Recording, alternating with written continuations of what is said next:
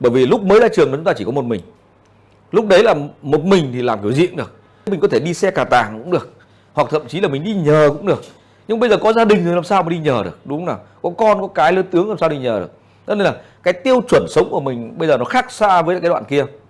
Cho nên mình không thể rủi ro được. 2015 đến giờ là rất là nhiều người giao dịch tài chính. Bởi vì trước đấy là nó không có micro size. Là từ 2014 giờ đi thì cái khối lượng này nó mới là khối lượng micro size là từ 0,01. Còn trước đấy nữa, quay trở lại trước đấy nữa thì nó lại không có cái khối lượng là mini size. 0,1 nó gọi là mini size. Còn trước đấy thì nó chỉ có là 1/2 là bằng một nửa khối lượng tiêu chuẩn, nó là 0,1 lót. Cái thời của tôi là tôi bắt đầu vào là nó chỉ có từ khối lượng từ đời này trở lên. Xong từ những năm đấy đến tận 2014 thì bắt đầu nó có micro size. Sau 2010 thì có 0,1. Sau đó là sau 2014 thì nó có 0,01. Cho nên là làm cho cái số lượng người tham gia vào được ấy, càng ngày nó càng nhiều. Càng ngày càng nhiều. Còn trước kia ấy, là đúng nghĩa giao dịch tài chính là nó chỉ dành cho tới tài phiệt thôi.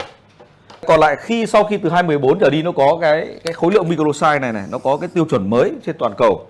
Thì là có một ít tiền thôi mình cũng giao dịch được. Nó không phải giống như ngày xưa. Ngày xưa là phải tối thiểu phải từ 10.000 đô la trở lên. Ngay bây giờ thì cũng có một vài nhà môi giới người ta cái số lượng tiền tối thiểu là phải 10.000 đô la trở lên thì mới giao dịch được. Nhưng mà phần lớn bây giờ tất cả mọi nhà môi giới nó đều có cái khối lượng rất là nhỏ như này.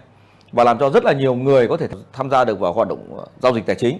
Cảm ơn bạn đang theo dõi video của Phạm Thành Viên. Cảm ơn bạn. Hãy chia sẻ nó ngay để có thể giúp đỡ được ai đó ở ngoài kia. Phạm Thành Viên, xin cảm ơn bạn. Từ đấy nó trở thành như là một cái trào lưu trên toàn cầu. Nó không chỉ ở Việt Nam đâu mà ở nhiều nước luôn đấy.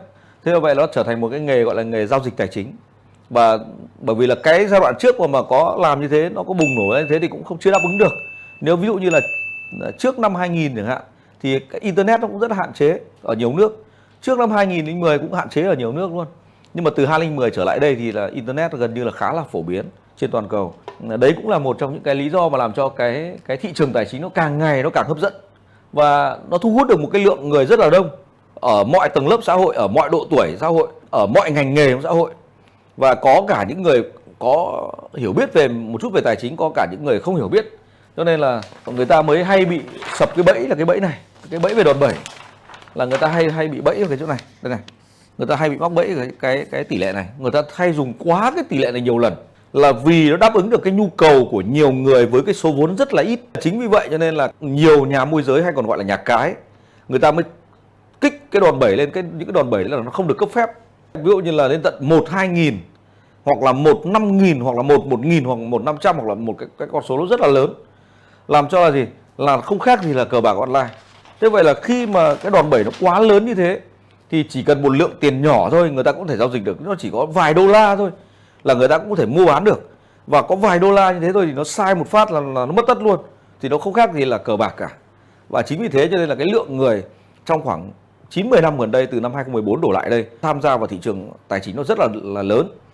Như ngày trước ấy, là một cái trend của thị trường là nó thường là được định nghĩa bởi, mình hay gọi nôm na là cá mập. Bởi vì là những cái nhà đầu tư lớn đấy, người ta mua bán khối lượng lớn mới tạo ra trend của thị trường. Nhưng mà 8-9-10 năm quay trở lại đây ấy, thì trend ấy, thì nó lại đến từ cá nhỏ, cá con. Bởi vì cái số lượng đấy nó rất là lớn. Và cái lượng cá nhỏ, cá con đấy thì nó lớn, vì nó rất là lớn, nó cộng lại nó lại thành số lớn. Và chính vì vậy cho nên nó lại tạo thành một cái xu hướng. Đấy thì chúng ta biết được rằng là cái đòn bẩy nó có tính hai mặt như vậy. Và mình học thì mình phải làm theo một cái nguyên tắc nhất định. Chứ nếu mà mình làm theo những cái nó không theo nguyên tắc ấy, thì lúc đấy chúng ta sẽ phải gặp những hậu quả nó rất là đau đớn. Tôi quan sát gần như là tất cả anh em mình đều độ tuổi từ 35 đổ lên. Có nghĩa là gì? Là chúng ta bắt đầu đang ở cái đoạn mà nếu như ở trong cuộc đời người ta nói là 45 tuổi là cái đoạn đỉnh cao ấy, thì bây giờ chúng ta sẽ còn khoảng chục năm, 15 năm nữa thôi. Có những người thì còn chục năm, có những người còn 5 năm, có những người còn khoảng hơn chục năm. Thế vậy là từ cái tuổi 35 đổ ra ấy, thì gần như là mọi người về mặt quản trị ấy, thì nó thường người ta thiên về cái sự chắc chắn. Còn lại những cái bạn trẻ, ví dụ như là có một vài bạn sinh viên hoặc là một vài bạn mới ra trường, thì người ta có thể để dạo rủi ro bằng cách là có vốn rất là ít. Các bạn ấy dùng đòn bẩy rất là lớn, thì nếu may mắn thì là nó thuận lợi thì nó kiếm được một cái lượng tiền to. Lượng tiền to so với cái vốn của mình thôi. Ví dụ như là có khoảng 200 đô, 300 đô, 500 đô. Đấy, dùng đòn bẩy rất là lớn Có thể trong vòng 1 tháng bạn ấy kiếm được gấp 2 lần cái tài khoản, đấy là hoàn toàn có thể nhá. Đấy, từ 500 đô lên 1.000 đô là hoàn toàn có thể. Ngày xưa tôi cũng vậy mà. Ở một cái số vốn bé hoàn toàn có thể làm được x2 hoặc thậm chí x3 cái con số của mình. Nhưng mà khi mà chúng ta lớn tuổi hơn, càng ngày chúng ta càng nhiều tuổi hơn, 35, 40, 45 trở lên, thì chúng ta sẽ cái đặc tính của chúng ta nó sẽ trầm xuống. Và thứ hai là cái sự đòi hỏi cái sự an toàn cao hơn.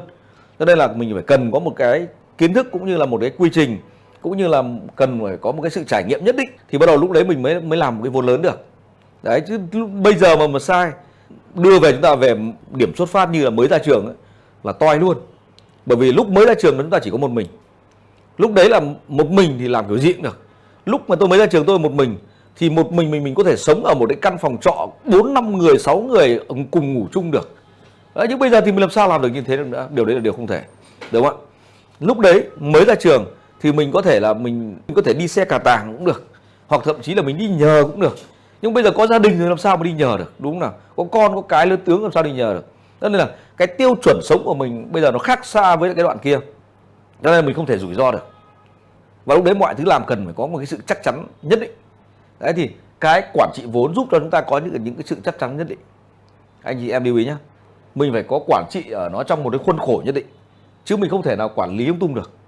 Chúc mừng bạn đã xem hết video của Phạm Thành Biên. Ngay bây giờ bấm vào nút đăng ký, bấm vào nút chuông để nhận được tất cả các bài phân tích, tất cả những cái video kế tiếp của Phạm Thành Biên từ trên kênh này.